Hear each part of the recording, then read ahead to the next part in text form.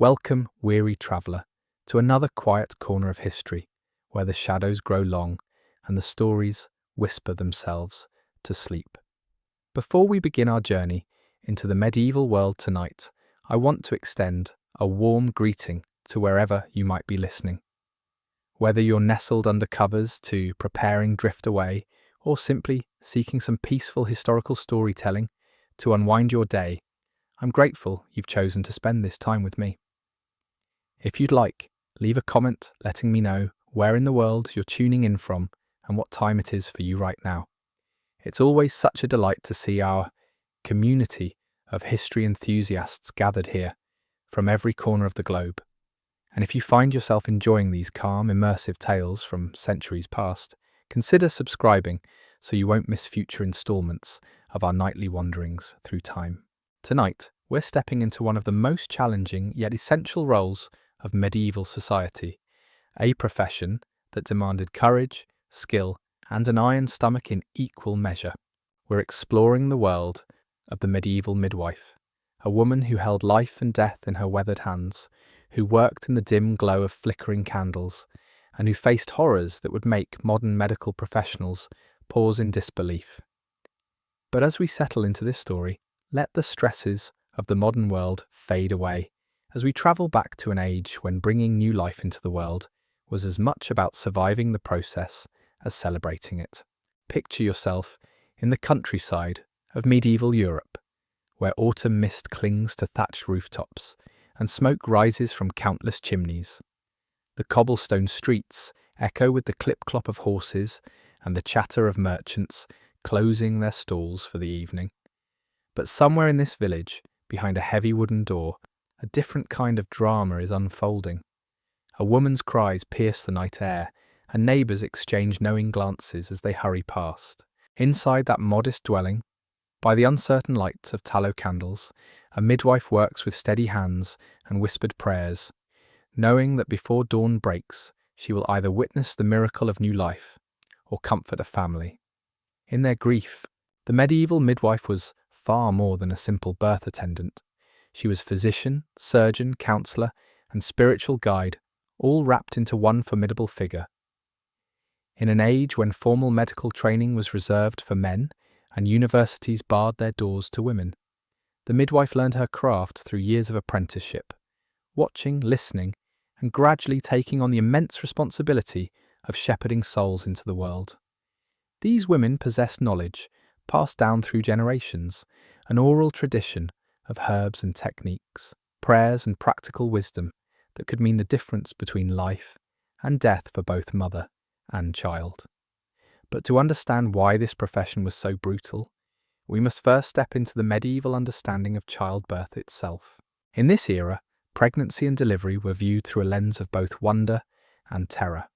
The Church taught that childbirth pain was divine punishment for Eve's transgression in the Garden of Eden, a theological burden that every woman must bear. Medical knowledge, such as it was, relied heavily on ancient Greek and Roman texts that had been copied and recopied by monks, often losing accuracy with each transcription. The female body remained largely mysterious, even to those who dedicated their lives to understanding it. The midwife's education began in childhood, often as an apprentice to her own mother or a respected woman in the community. Young girls would observe from the shadows, learning to recognize the signs of labor, the proper positioning of herbs, and the delicate art of encouraging a frightened mother through the most dangerous hours of her life. They learned to read the subtle changes in a woman's face, to interpret the rhythm of contractions, and to make split-second decisions that could save or doom their patients. This was not knowledge found in books or taught in formal classrooms. It was wisdom earned through experience, sometimes bitter and always costly. The tools of the medieval midwife were simple yet essential. She carried a leather pouch containing iron instruments that would make modern surgeons wince, sharp hooks and primitive forceps that were used only in the most desperate circumstances. Her knowledge of herbs was encyclopedic, understanding which plants could ease pain, which could stop bleeding, and which could induce labour when pregnancy threatened to drag on too long. Rue, pennyroyal, and ergot were her allies, though each came with risks that required careful consideration. A miscalculation with any of these powerful herbs could transform a difficult birth into a tragedy. But perhaps the most important tool in the midwife's arsenal was her presence itself. In an age when death lurked around every corner, when infection could claim lives with terrifying swiftness, the midwife represented hope and competence in the face of uncertainty. She was the calm voice in the storm, the steady hand when panic threatened to overwhelm everyone else in the birthing chamber. Her very appearance at the threshold could bring relief to a household gripped by fear, for everyone knew that her expertise might be the only thing standing between their loved one and the grave. The birthing chamber itself was a carefully orchestrated space, transformed from an ordinary room into a place of both sanctuary and potential horror.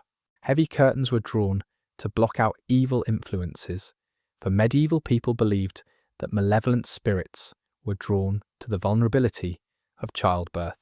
Candles flickered in every corner, not only for light but to ward off the darkness that was thought to harbour supernatural dangers. The air grew thick with the smoke of burning herbs, creating an atmosphere that was part medical necessity.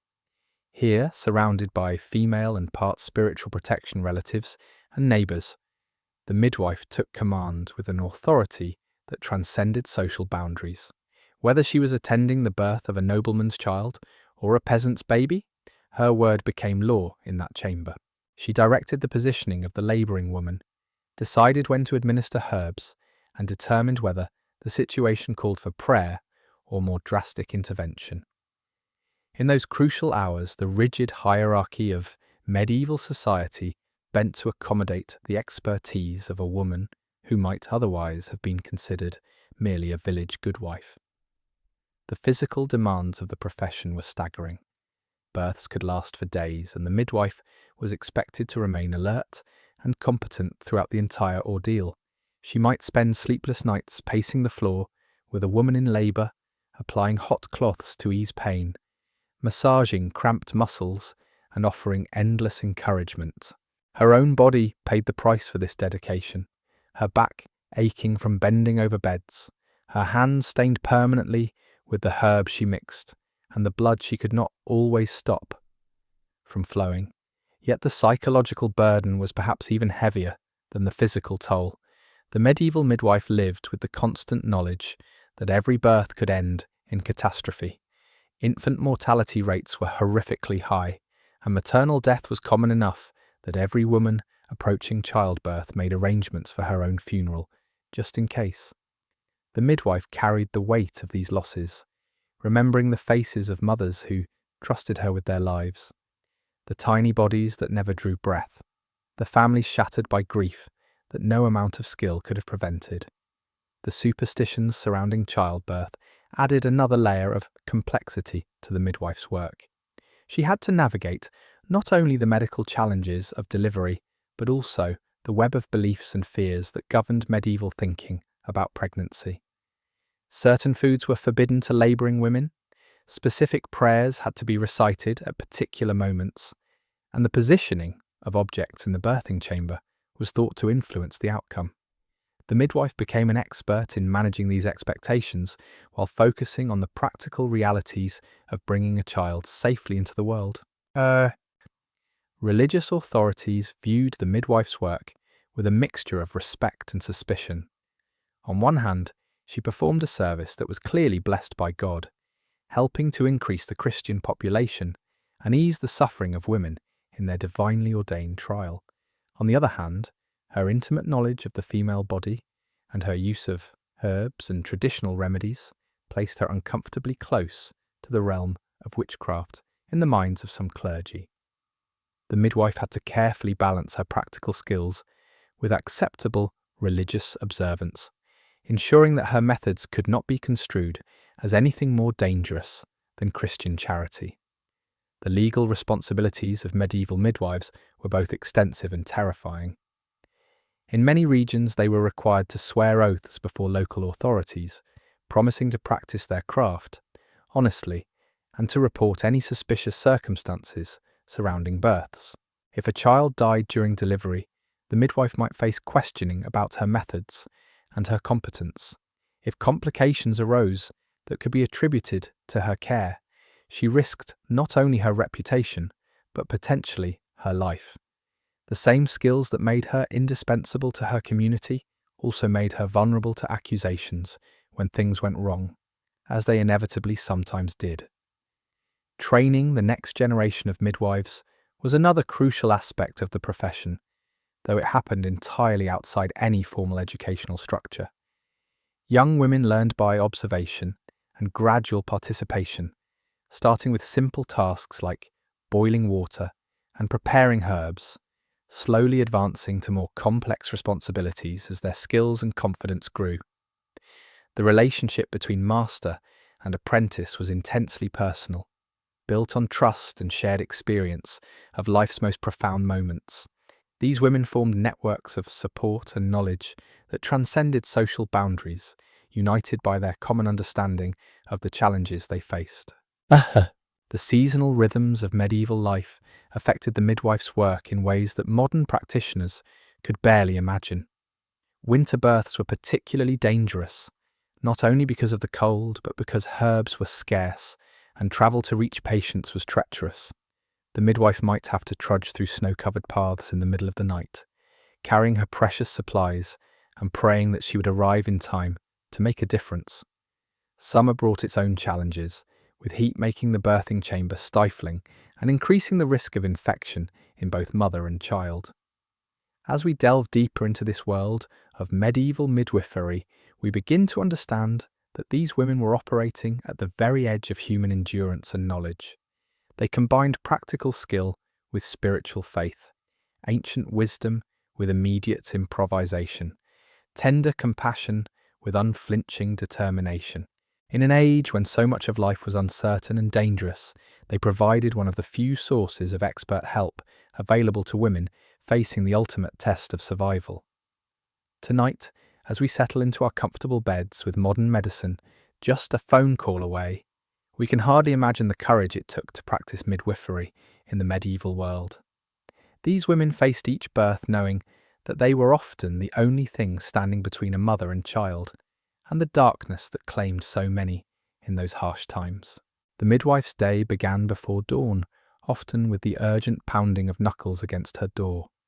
In the pale grey light that preceded sunrise, she would gather her supplies by feel as much as sight, her fingers automatically finding the familiar shapes of her instruments and herb pouches. Sleep was a luxury she could rarely afford in full measure, for babies arrived according to their own mysterious schedule, indifferent to the convenience of daylight hours or pleasant weather.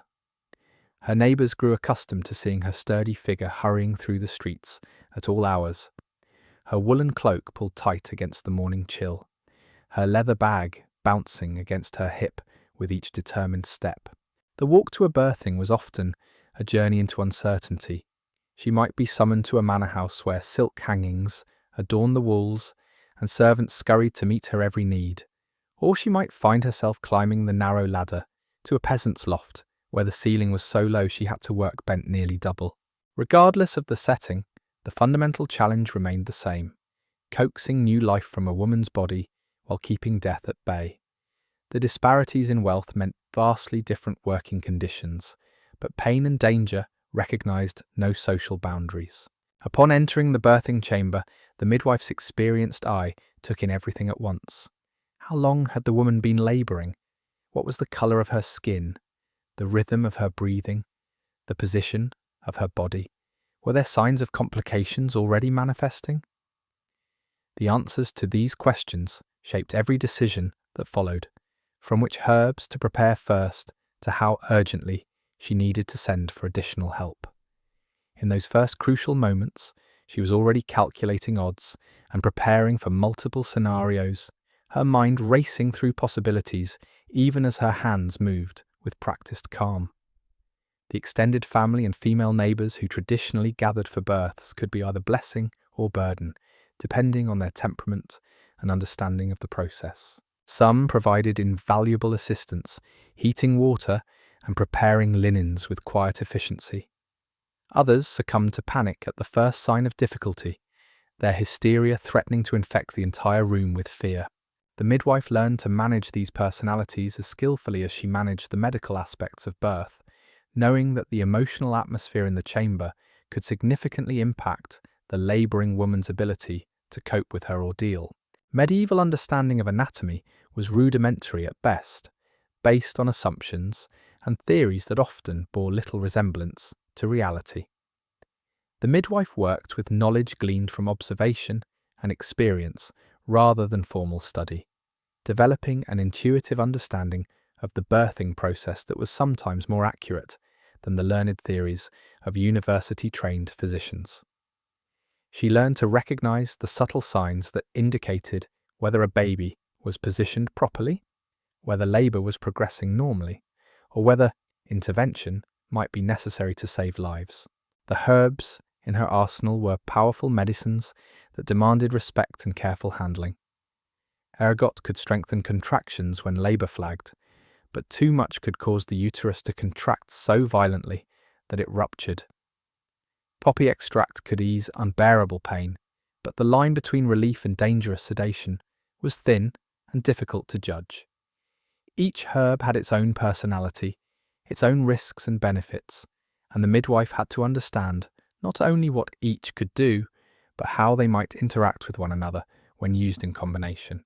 Pain management in medieval childbirth was primitive by modern standards, relying heavily on herbal remedies, physical comfort measures, and psychological support. The midwife might prepare warm compresses infused with chamomile or lavender, position the labouring woman to ease the pressure on her back, or simply hold her hand and murmur encouragement during the worst contractions. Touch was a crucial part of her practice, conveying comfort and confidence through gentle massage, supportive positioning, and the simple reassurance of human contact during moments of overwhelming vulnerability. The spiritual dimension of medieval childbirth was inseparable from its medical aspects. Prayers were considered as essential as herbs, and the midwife was expected to be as fluent in religious observances as she was in practical techniques. She carried blessed objects, knew the appropriate saints to invoke for protection, and understood the rituals that were believed to ensure a safe delivery. Whether or not she personally believed in the supernatural aspects of her work, she recognized their importance to her patients and incorporated them seamlessly into her practice. Complications during birth tested every aspect of the midwife's training and character. When a baby presented in an abnormal position, she had to make split-second decisions about whether to attempt manual manipulation or prepare the family for tragedy. Excessive bleeding required immediate action with limited tools and no understanding of sterile technique. Prolonged labour exhausted both mother and attendants, creating a race against time that the midwife could feel in her very bones as hours stretched into days without resolution. The moment of birth itself, when successful, was a triumph that never grew old despite countless repetitions. The first cry of a newborn could transform a chamber filled with anxiety and pain into a space of pure joy and relief. The midwife's role shifted instantly from medical practitioner to celebrant, cleaning and examining the infant while receiving the grateful tears and blessings of an exhausted but elated mother. These moments of success sustained her through the inevitable failures, providing memories of light to balance the shadows of loss. But success was never guaranteed, and the midwife lived with the constant weight of responsibility for outcomes beyond her control. When babies died despite her best efforts, she faced not only her own grief, but the anger and blame of devastated families. Some losses were clearly unavoidable, the result of conditions that would challenge even modern medicine. Others haunted her with questions about whether different choices might have led to different outcomes. The emotional toll of these experiences accumulated over years of practice, creating a burden that few could truly understand. The social position of medieval midwives was complex and often contradictory. They were respected for their essential skills and called upon by families at their most vulnerable moments. Yet they remained outside the formal power structures of their communities. They possessed knowledge that made them indispensable, but that same knowledge could make them suspect in times of social tension. They were trusted with the most intimate aspects of women's lives, yet they were often isolated by the nature of their work and the responsibilities it entailed. Record keeping was minimal in medieval times, but the traces that survive hint at the vast scope of a midwife's experience. A successful practitioner might attend hundreds of births over the course of her career, accumulating a wealth of practical knowledge that could never be fully captured in written form. She learned to recognize patterns and subtle variations that escaped less experienced eyes, developing an almost supernatural ability to predict how a birth might unfold based on seemingly minor details. The relationship between midwives and the formal medical establishment was often tense and complicated. University-trained physicians, all male, theoretically outranked midwives in the medical hierarchy, but they rarely attended births and had little practical experience with the realities of childbirth. When they did intervene, their theoretical knowledge sometimes conflicted with the midwife's experiential wisdom, creating conflicts that could have serious consequences for the women caught between competing approaches to care. As night deepens around us and we continue our journey into this medieval world, we begin to appreciate the extraordinary demands placed upon these women. They navigated between life and death with tools that seemed primitive and knowledge that was incomplete. Yet they persevered because their communities desperately needed their services. In an age when survival itself was never certain, they provided one of the few sources of specialized help available to women facing the ultimate biological challenge. The training of a medieval midwife was an education unlike any other, steeped in mystery and necessity. Young girls who showed aptitude for the work were often identified early, perhaps through their calm demeanor during family crises or their natural affinity for tending to sick animals. These future midwives learned their craft not through books or formal instruction, but through a gradual immersion into the most profound experiences of human existence. They began by grinding herbs and boiling water, their small hands learning the texture of dried leaves and the precise temperature needed for healing preparations. As apprentices progressed in their training, they were gradually allowed closer to the actual birthing process. At first, they might only be permitted to stand in the doorway, watching from a distance as their mentor worked. Later, they would be invited to hold instruments or assist with simple preparations. The learning curve was steep and unforgiving, for there was no room for error when lives hung in the balance. A mistake in measuring herbs could prove fatal, and hesitation at a crucial moment could cost both mother and child their lives. The psychological preparation for this work was perhaps even more challenging than mastering the technical skills. Young apprentices had to learn to compartmentalize their emotions, to function effectively, even when faced with scenes of indescribable suffering. They witnessed births that ended in tragedy, saw strong women reduced to helpless agony, and learned to carry on working even when their own hearts were breaking. This emotional resilience was not natural for most people. It had to be cultivated through repeated exposure and careful mentoring by women who had already walked this difficult path. The seasonal challenges of medieval midwifery created additional layers of complexity that modern practitioners could hardly imagine. Spring births coincided with the planting season, when every able-bodied person was needed in the fields, making it difficult to gather the traditional support network of female relatives and neighbours. Summer brought the risk of spoiled medicines and increased infection rates, as heat accelerated the decay of organic materials and created breeding grounds for the invisible enemies that claimed so many lives. Autumn deliveries occurred during harvest time, another period of intense agricultural activity, while winter births faced the deadly combination of cold, limited herb supplies and treacherous travel conditions.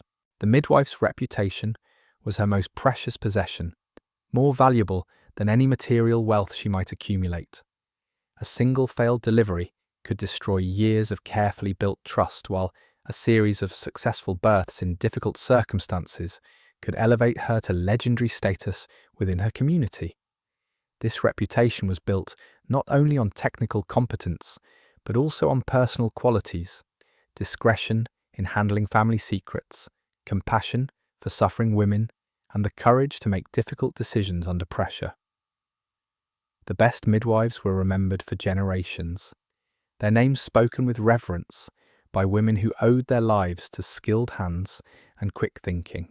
The economics of medieval midwifery were precarious and unpredictable. Payment often came in the form of goods rather than coin. A sack of grain, a bolt of cloth, or a few precious eggs from a grateful family's chickens. Wealthy households might provide generous compensation for successful deliveries, but they also expected a higher standard of service and were more likely to blame the midwife if complications arose. Poor families offered what they could, sometimes nothing more than heartfelt gratitude and a promise to remember the midwife in their prayers. This irregular income meant that most midwives lived modestly, dependent on their community's goodwill and their own careful management of resources. The tools of the trade evolved slowly over generations, passed down from mentor to apprentice, with modifications based on hard-earned experience. A midwife's instrument case was a carefully curated collection, each item selected for its specific purpose and proven effectiveness. The birthing stool, carved from sturdy oak and worn smooth by countless labouring women, provided the optimal position for delivery while allowing the midwife access to provide assistance. Sharp knives were essential for cutting umbilical cords and, in desperate circumstances, for performing procedures that would make modern medical professionals shudder. Hooks and forceps, primitive by today's standards but revolutionary for their time, offered the possibility of intervention when natural delivery proved impossible. The preparation of medicines required extensive knowledge of plants and their properties, as well as the skill to combine them safely and effectively. Midwives maintained their own herb gardens when possible, carefully tending the plants that could mean the difference between life and death for their patients. They learned to recognize the subtle differences between beneficial and harmful varieties, understanding that some plants could heal in small doses but kill in larger ones. The drying, storage, and preparation of these medicines followed strict procedures developed over generations, each step crucial to maintaining potency and preventing contamination. Night calls were among the most challenging aspects of the profession, requiring midwives to venture out in darkness through streets that could be dangerous, even in peaceful times. The sound of urgent knocking on her door could wake a midwife from deep sleep, demanding that she instantly transform from private person to professional healer. She would dress quickly in the dark, gather her supplies by touch, and set out into the unknown, guided only by the flickering torch of whoever had come to fetch her. These nighttime journeys through empty streets were fraught with both physical and supernatural dangers, for medieval people believed that malevolent spirits were most active during the hours of darkness. The birthing chamber itself was transformed into a sacred space through ritual and tradition. Heavy tapestries or blankets were hung to create privacy and warmth, while candles were arranged in specific patterns believed to provide protection against evil influences. The positioning of furniture, the placement of religious objects, and even the direction the labouring woman faced were all matters of serious consideration. These preparations served both practical and psychological purposes, creating an environment that felt safe and controlled, even when the outcome remained uncertain. Communication during labour required a delicate balance of honesty and encouragement. The midwife had to assess the situation accurately while maintaining the confidence of her patient, the assemble, and family members. Too much detail about potential complications could create panic that hindered the birthing process, while false reassurance could leave everyone unprepared for tragedy. Experienced midwives developed their own language of meaningful glances and subtle gestures, conveying important information to their assistants without alarming the labouring woman. The moment when intervention became necessary was always fraught with risk and moral complexity. Medieval surgical techniques were crude and dangerous, with no understanding of infection control or anesthesia. The decision to use forceps or attempt manual manipulation of a malpositioned baby carried enormous risks, potentially saving one life while endangering another. These choices had to be made quickly, based on experience and intuition rather than scientific certainty, with the full knowledge that the consequences would be permanent and irreversible. Record keeping among medieval midwives was largely oral, passed down through stories and shared experiences rather than written documentation. They remembered particularly difficult cases, successful techniques, and tragic losses through narrative traditions that serve both educational and emotional purposes. These stories became part of the profession's collective memory, preserving hard-won wisdom for future generations, while helping practitioners process the psychological impact of their work. The relationship between midwives and religious authorities was complex and sometimes contradictory. Church doctrine emphasized the spiritual significance of childbirth, while also viewing women's bodies and reproductive processes with suspicion. Midwives had to navigate these theological complexities carefully, ensuring that their practices aligned with acceptable religious beliefs, while still providing effective medical care. They incorporated prayers and religious rituals into their work, not only because they believed in their efficacy, but also because such observances helped protect them from accusations of practicing forbidden arts. As we settle deeper into this exploration of medieval midwifery, we begin to understand the extraordinary courage required to practice this profession. These women faced each birth knowing that they were often the only trained help available, that their decisions could mean the difference between joy and tragedy, and that they would be held accountable for outcomes that were often beyond anyone's control. Yet they persevered, driven by a combination of professional pride, community need, and the profound satisfaction that came from successfully bringing new life into the world. The isolation that came with this profession was both physical and emotional. Midwives often worked alone, making critical decisions without consultation or support from colleagues. They carried the weight of their patients' lives in their hands, knowing that a single mistake could have devastating consequences. This solitude was made more profound by the nature of their work, which exposed them to the most intimate and vulnerable moments of other people's lives, while often leaving little room for their own personal needs and relationships. The social dynamics within the birthing chamber created a unique environment where normal medieval hierarchies temporarily dissolved. In those candlelit rooms, the midwife's word carried absolute authority, regardless of whether she was attending a duchess or a dairymaid. Noble ladies who commanded servants and wielded considerable influence in their daily lives found themselves following the instructions of a woman they might otherwise barely acknowledge in the street. This inversion of power was both necessary and temporary, lasting only as long as labour continued, but it gave midwives a taste of authority that few women in medieval society ever experienced. The physical toll of the profession extended far beyond the obvious challenges of long hours and emotional stress. Midwives developed characteristic ailments from their work: backs bent from countless hours leaning over birthing beds, hands stained permanently from herb preparations, and a distinctive gait from carrying heavy bags of supplies across uneven cobblestones. Their sense of smell became extraordinarily acute, able to detect the subtle changes in scent that might indicate infection or complications. Their hearing grew sensitive to the nuanced variations in a woman's cries that could signal the difference between normal labour pain and genuine distress. Weather played a crucial role in every aspect of medieval midwifery, affecting not only the midwife's ability to reach her patients, but also the success of the births themselves. Thunderstorms were considered particularly ominous, believed to influence the timing and difficulty of labour in unpredictable ways. Heavy rains could make herb gathering impossible and turn dirt roads into impassable mud, potentially trapping a midwife far from home when her services were desperately needed elsewhere. Snow created its own hazards, making nighttime travel treacherous and limiting the availability of fresh medicinal plants when they were most needed. The apprenticeship system that trained new midwives was intensely personal and often hereditary.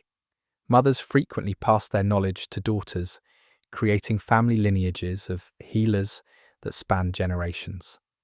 These relationships went far beyond simple skill transfer, encompassing a deep understanding of community dynamics, family histories, and the subtle art of managing human emotions during crisis.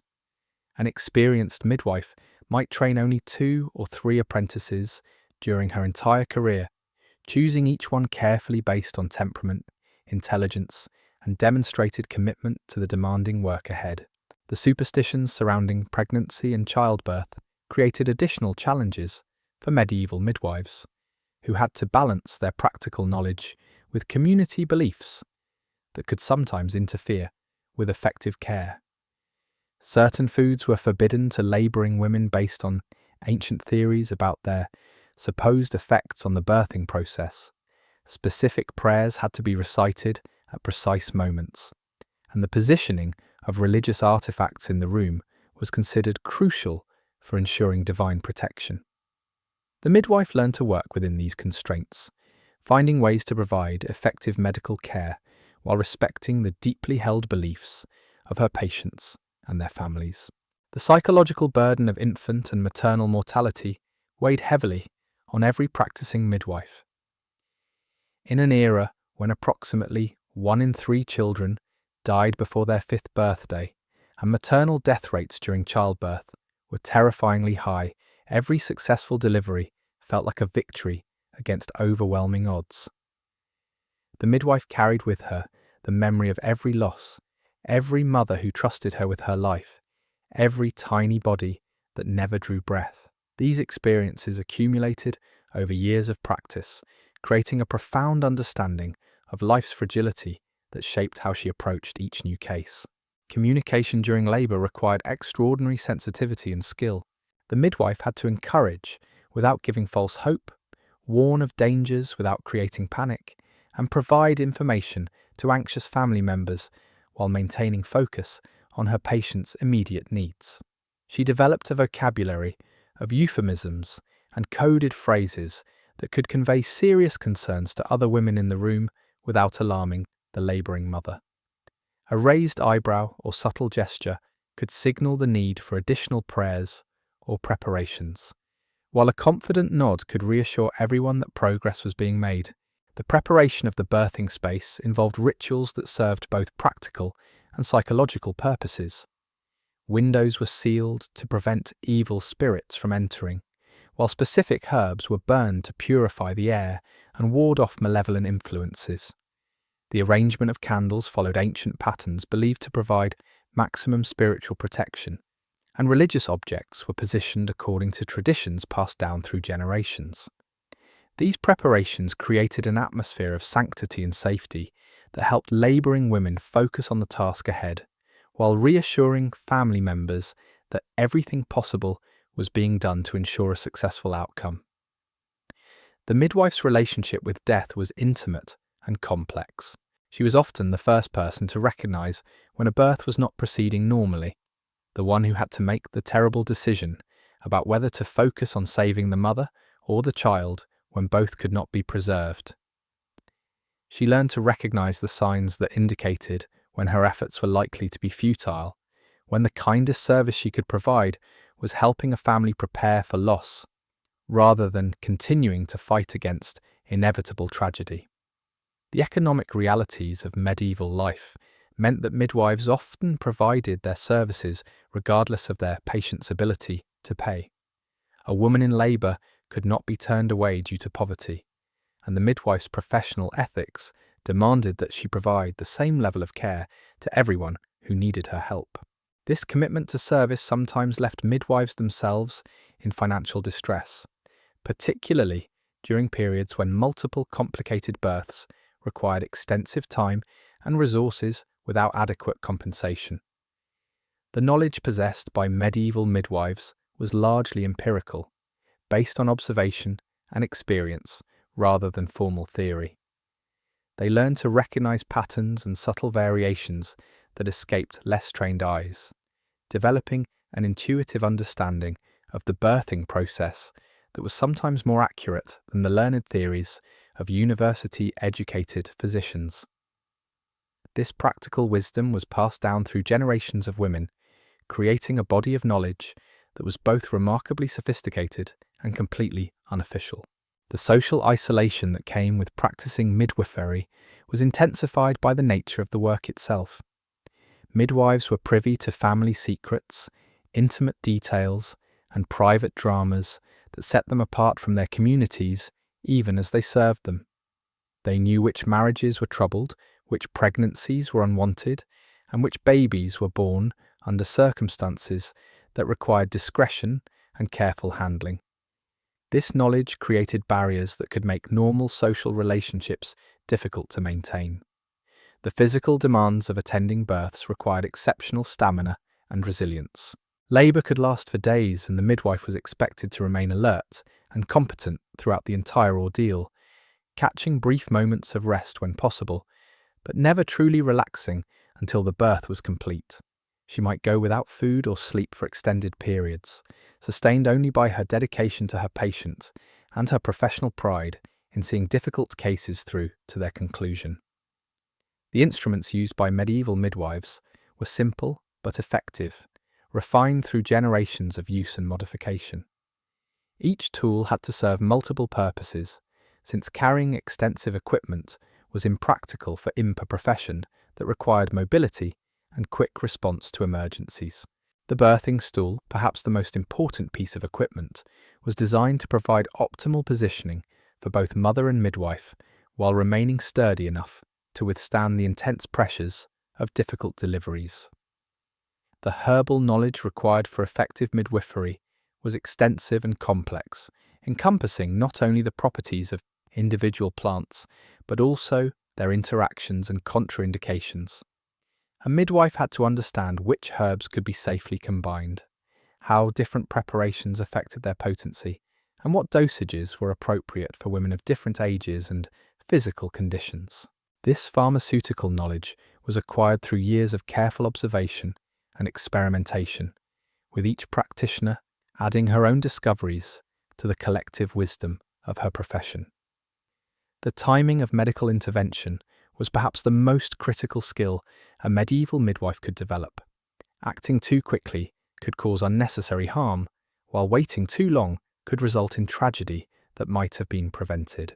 These decisions had to be made without modern diagnostic tools, based entirely on experience, intuition, and careful observation of subtle changes in the patient's condition. The weight of these choices followed midwives throughout their careers, shaping their approach to subsequent cases and contributing to the wisdom they eventually passed on to their own apprentices. As the night grows deeper around us and we continue our journey through this medieval world, we gain a profound appreciation for the extraordinary women who dedicated their lives to bringing new souls safely into existence. They worked in the shadows between life and death, guided by knowledge earned through suffering and sustained by a determination that defied the brutal realities of their time.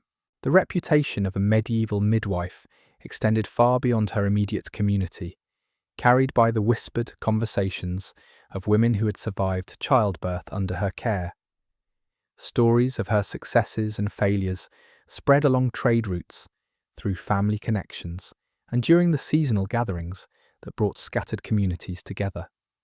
A midwife known for her skill might be summoned to attend births dozens of miles away, travelling dangerous roads to reach women whose own local practitioners had been deemed inadequate for complicated cases.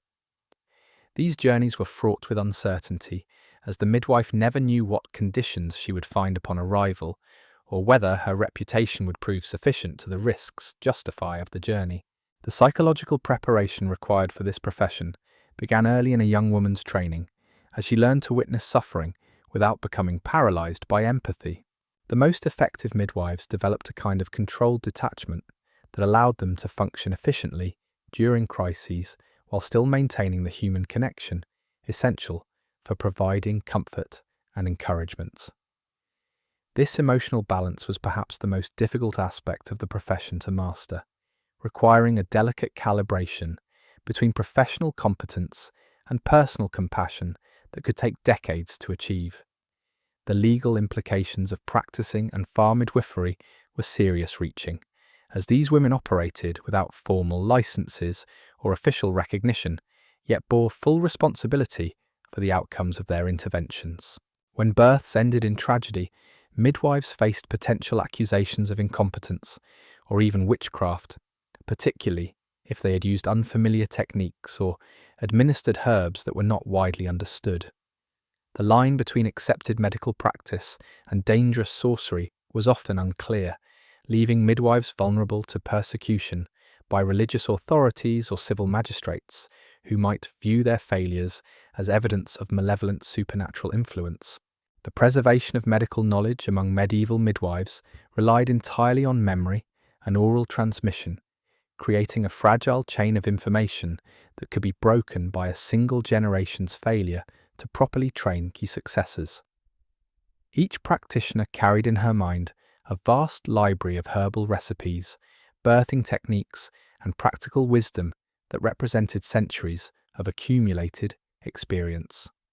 The loss of a skilled midwife often meant the disappearance of specialized knowledge that had taken generations to develop, leaving her community poorer in medical resources and forcing them to rebuild their understanding from whatever fragmentary information remained.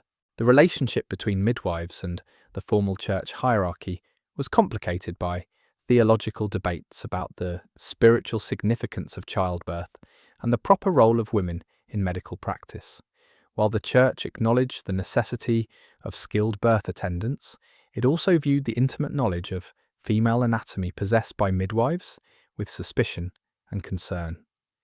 Some religious authorities worried that this expertise might be used for purposes other than legitimate medical care, including the termination of unwanted pregnancies or the administration of love potions and fertility treatments that bordered on magical practice.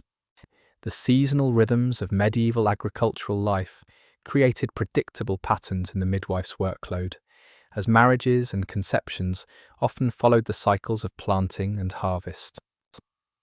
Spring births occurred during the busiest farming season, when every family member was needed for essential agricultural work, making it difficult to provide the traditional support network of female relatives and neighbours. These timing challenges meant that midwives sometimes found themselves working with minimal assistance, forced to manage complicated deliveries with only the help of exhausted farm wives who could spare only brief moments away from their field duties. The physical environment of medieval birthing chambers was carefully controlled according to beliefs about the influences that might affect labour outcomes.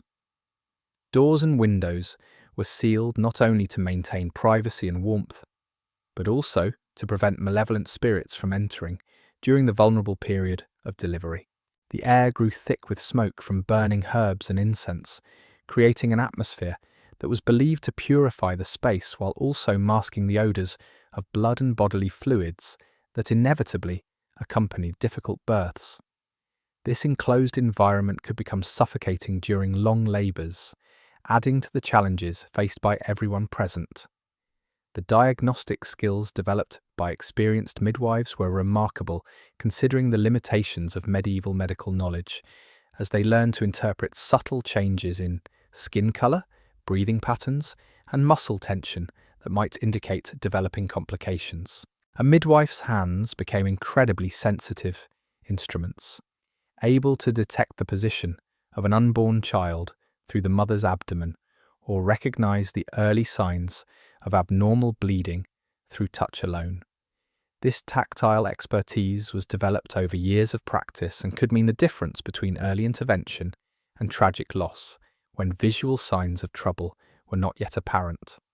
The emotional support provided by midwives extended far beyond the immediate birthing period, as they often served as confidants and counsellors for women dealing with the complex challenges of medieval family life. They were privy to intimate details about marriages, family finances, and domestic conflicts that might affect a woman's health during pregnancy and childbirth. This broader understanding of their patients' lives allowed skilled midwives to provide more effective care, but it also created additional burdens of discretion and emotional involvement that could be overwhelming for practitioners who lacked strong personal boundaries. The preparation of birthing spaces involved elaborate rituals that combined practical medical considerations with deeply held beliefs about supernatural protection. Specific prayers were recited while arranging furniture and lighting candles, and certain objects were positioned according to ancient traditions that supposedly influenced the outcome of labour. These preparations served important psychological functions, helping labouring women and their families feel that they were taking active steps to ensure a successful birth, while also providing the midwife with time to assess the situation and prepare her own medical interventions. The apprenticeship system that trained new midwives was remarkably thorough despite its informal nature, as experienced practitioners understood that inadequate preparation could result in preventable deaths and damage to the profession's reputation. Young women spent years observing and gradually participating in births before being allowed to practice independently, learning not only the technical aspects of delivery, but also the social and emotional skills necessary for managing frightened patients and anxious families. This extended training period created strong bonds between mentors and students, often lasting throughout their careers and creating networks of mutual support that transcended geographical boundaries. The economic realities of medieval midwifery meant that practitioners often lived in poverty despite providing essential services, as their patients frequently lacked the resources to provide adequate compensation for skilled care. Payment might come in the form of agricultural products, handmade goods, or promises of future assistance rather than actual currency, leaving midwives dependent on the goodwill and prosperity of their communities. During times of economic hardship or poor harvests, even these modest forms of payment might be unavailable, forcing midwives to continue providing care without any compensation while struggling to meet their own basic needs. The knowledge of herbal medicine possessed by medieval midwives was both extensive and dangerous, as many of the plants used to ease labour pain or control bleeding were toxic in larger doses or when combined incorrectly. The preparation of these medicines required precise measurements and careful timing, with recipes that had been refined through generations of trial and error. A midwife's herb garden was her most valuable possession, carefully tended and jealously guarded, containing plants that might be impossible to replace if lost to disease, harsh weather, or theft. The physical demands of practicing midwifery took a severe toll on the bodies of these dedicated women, who often worked in uncomfortable positions for extended periods while dealing with the stress of life and death situations. Back problems, joint pain, and chronic fatigue were common occupational hazards, exacerbated by the irregular sleep patterns and poor nutrition that often accompanied a career dedicated to serving others. Many midwives continued practicing well into old age despite these physical limitations, driven by their sense of duty and the knowledge that their communities depended on their expertise. The social isolation experienced by medieval midwives was intensified by their exposure to the most private aspects of family life, including secrets that could not be shared with anyone else in the community. They knew which children were born outside of marriage, which pregnancies resulted from adultery, and which families were dealing with inherited diseases or mental instability.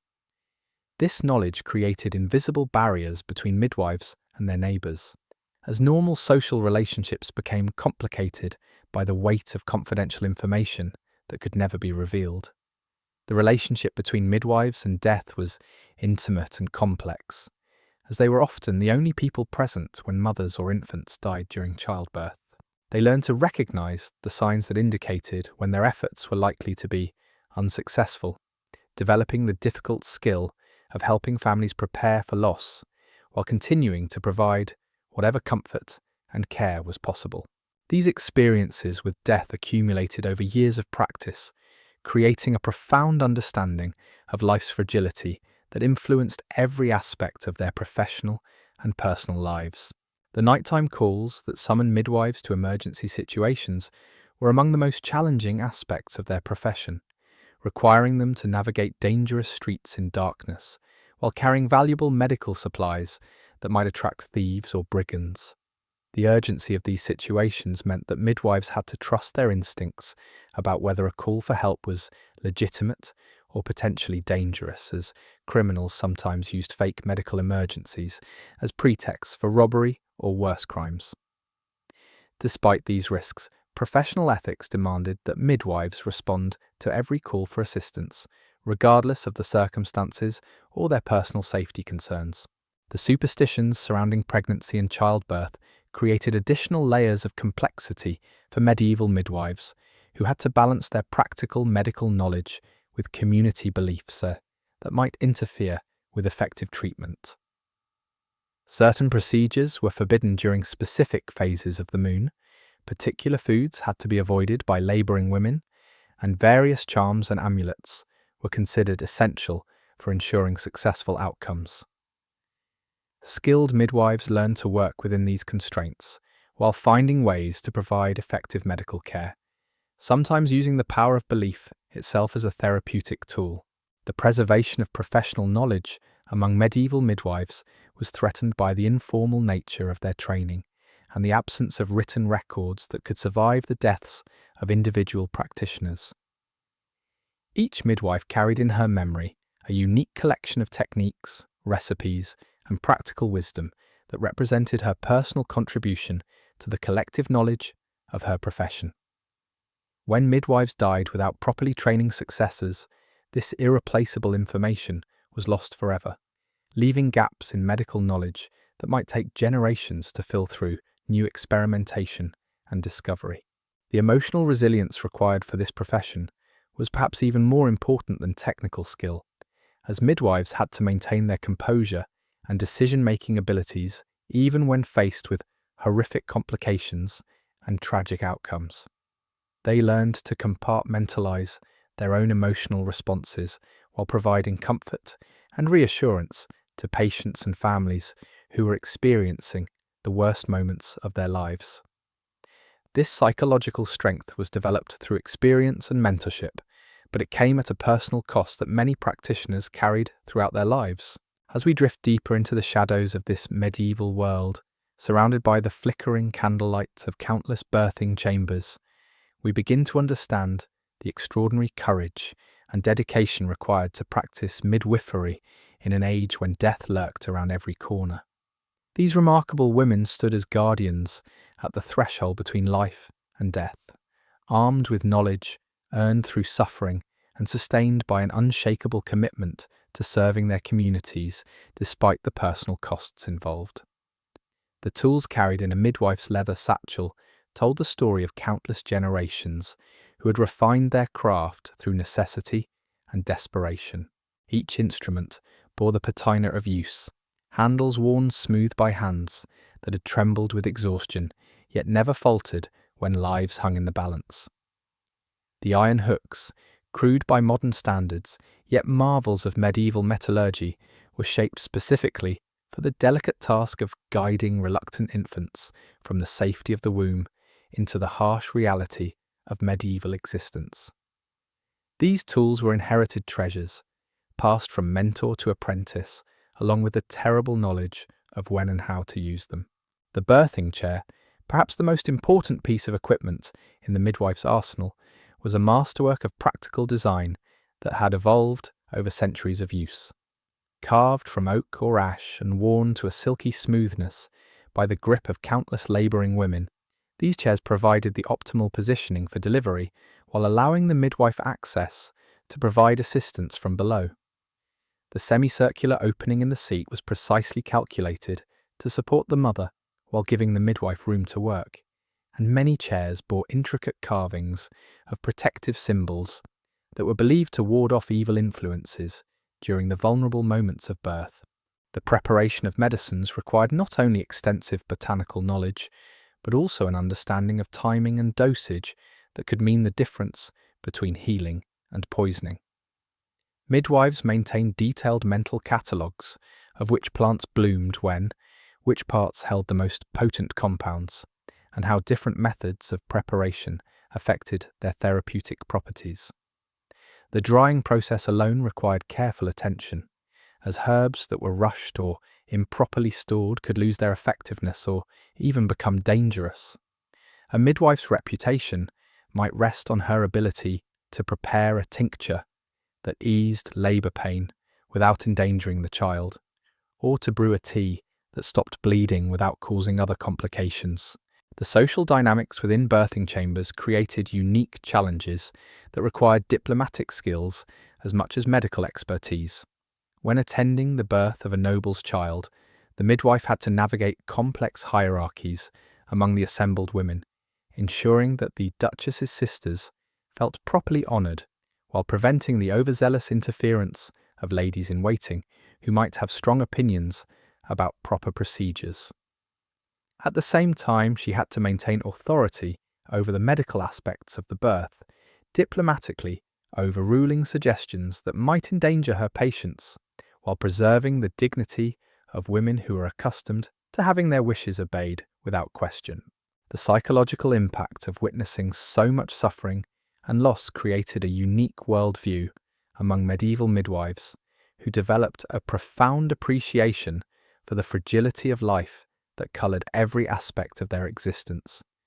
They learned to find meaning in small victories and to celebrate successful births with an intensity that might seem excessive to those who had never stood helplessly watching as life ebbed away despite their best efforts. This perspective made them valuable counsellors and confidants, as their hard-earned wisdom about the unpredictability of existence resonated with others who faced their own struggles and uncertainties. The regional variations in midwifery practices reflected the diverse cultural traditions and available resources that shaped medical care across medieval Europe. In mountainous regions where certain herbs were abundant, midwives developed specialized techniques for using alpine plants that were unknown in lowland communities. Coastal areas relied on seaweed and marine-derived remedies that seemed mysterious to inland practitioners, while forest communities had access to tree barks and fungi that provided unique therapeutic options. These regional differences meant that travelling midwives had to adapt their practices to local resources and customs, sometimes learning entirely new approaches to familiar problems. The relationship between midwives and wet nurses created another layer of complexity in medieval childcare, as successful births were only the beginning of the challenges faced by newborns in an era of high infant mortality. Midwives often worked closely with wet nurses to ensure that babies who survived the trauma of birth received adequate nutrition and care during their first vulnerable weeks.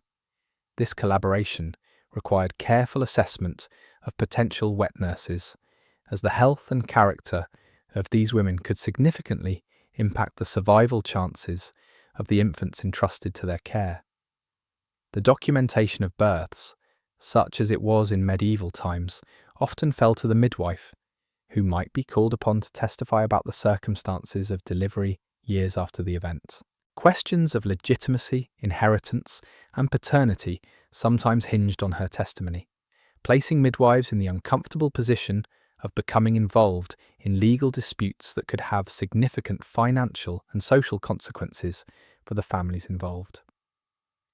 This responsibility required not only accurate memory, but also the wisdom to navigate the political implications of their statements, as their words could determine the fate of noble lineages and vast estates. The impact of warfare on midwifery practice created unique challenges during times of conflict, when traditional support systems might be disrupted and resources became scarce.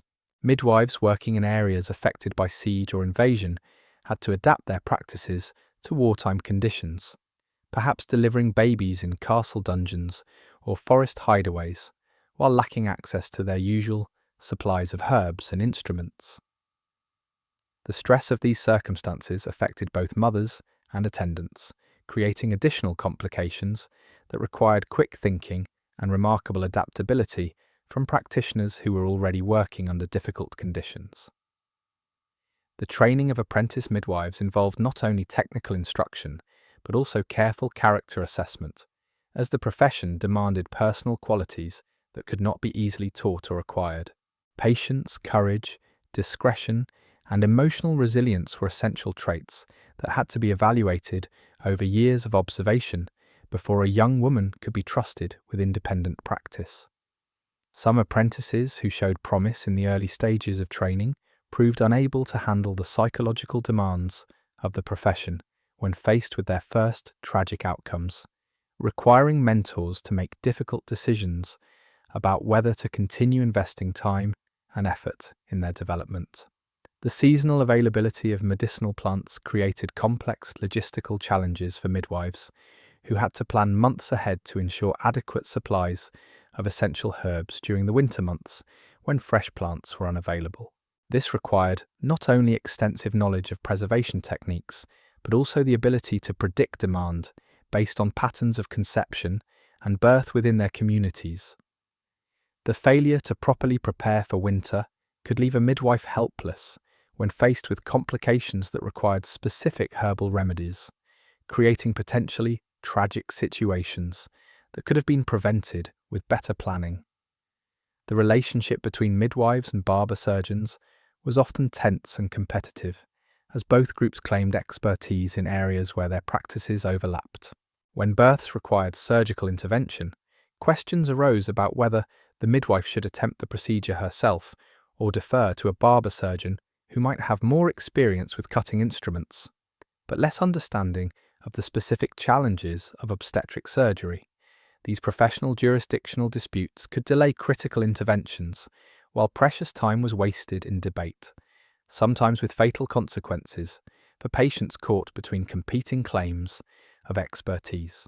The emotional toll of practicing midwifery was compounded by the isolation that came from being one of the few people in a community who truly understood the realities of childbirth and infant mortality. While other women might share stories about their own birthing experiences, only midwives possessed the broader perspective that came from witnessing hundreds of deliveries and understanding the full range of possible outcomes. This knowledge created a sense of loneliness that was difficult to share with others who had not walked the same difficult path. The physical workspace of a medieval birthing chamber was transformed through ritual and necessity into a specialized medical facility that bore little resemblance to the ordinary domestic space it had been just hours before. Furniture was rearranged to provide the optimal access for the midwife, while ensuring the comfort and safety of the labouring woman. Candles were positioned to provide adequate lighting without creating fire hazards, and supplies were organised within easy reach to prevent dangerous delays during critical moments. The transformation of this space reflected the serious nature of the work being undertaken and helped create an atmosphere of focused professionalism that could calm anxious families. The knowledge possessed by medieval midwives about human anatomy was largely practical and experiential, gained through direct observation rather than formal study of medical texts. They developed an intuitive understanding of the birthing process that was sometimes more accurate than the theoretical knowledge of university-trained physicians, who might have extensive book learning but little hands-on experience with actual deliveries. This practical wisdom was particularly valuable in recognizing variations from normal labor patterns and understanding when intervention might be necessary to prevent tragic outcomes.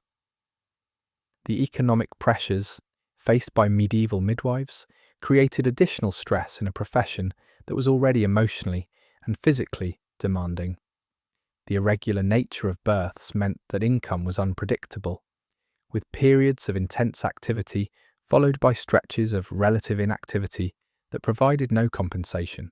During times of economic hardship, even well-established practitioners might struggle to collect payment for their services, as families faced with their own financial difficulties might defer or reduce compensation for medical care that had already been provided. The superstitions and folk beliefs surrounding childbirth created a complex web of expectations and requirements that midwives had to navigate while still providing effective medical care. Some beliefs were harmless or even helpful, such as the use of certain prayers or charms that provided psychological comfort to anxious mothers. Others could interfere with proper medical treatment, such as prohibitions against certain positions or procedures during specific phases of the moon. Skilled midwives learned to work within these constraints when possible, while finding diplomatic ways to override dangerous beliefs when medical necessity demanded it. The preservation of professional knowledge among medieval midwives was entirely dependent on the oral tradition, as few practitioners could read or write, and formal medical texts rarely addressed the practical realities of obstetric care. Each generation of midwives served as living libraries, carrying in their memories the accumulated wisdom of their predecessors, along with their own hard-won insights from years of practice.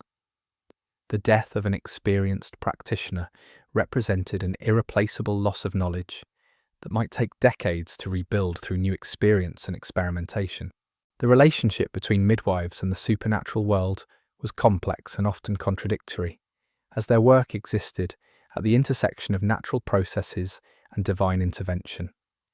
While they relied on practical skills and herbal remedies, they also understood the importance of prayer and spiritual protection during the vulnerable moments of birth.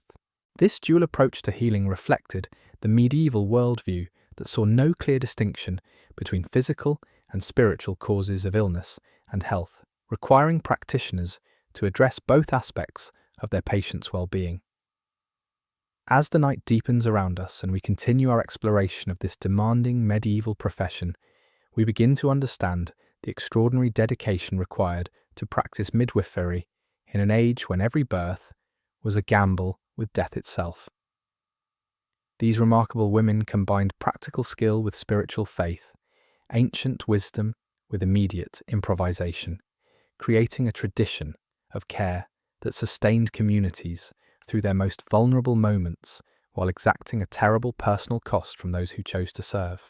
And so, as the candles burn low in our imagined medieval chamber and the last echoes of ancient cries fade into the darkness, we come to understand the profound courage of these forgotten women who stood guard at the threshold between worlds. The medieval midwife carried burdens that would crush most spirits, yet she endured because her communities could not survive without her steady hands and unshakable resolve.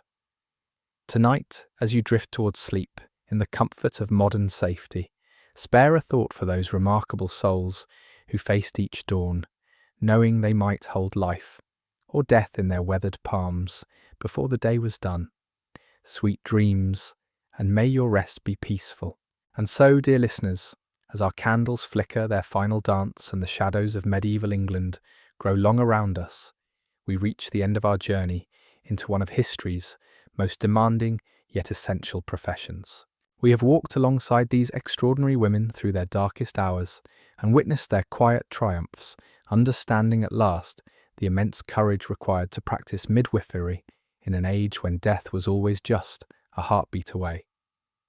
These forgotten guardians of life combined ancient wisdom with desperate innovation, spiritual faith with unflinching pragmatism. They carried the weight of entire communities in their weathered hands, knowing that their decisions could bring either joy or tragedy to families who trusted them with their most precious moments. From the humblest peasant's cottage to the grandest noble manor, they answered every call with the same steadfast dedication, armed with little more than experience, intuition, and an unshakable commitment to their sacred duty. The medieval midwife reminds us that healing has always required more than knowledge alone. It demands the rare combination of technical skill and profound compassion, the ability to remain calm when others panic, and the strength to carry on despite witnessing losses that would break lesser spirits. These women faced each birth knowing they were often the only trained help available, yet they persevered because their communities could not survive without them.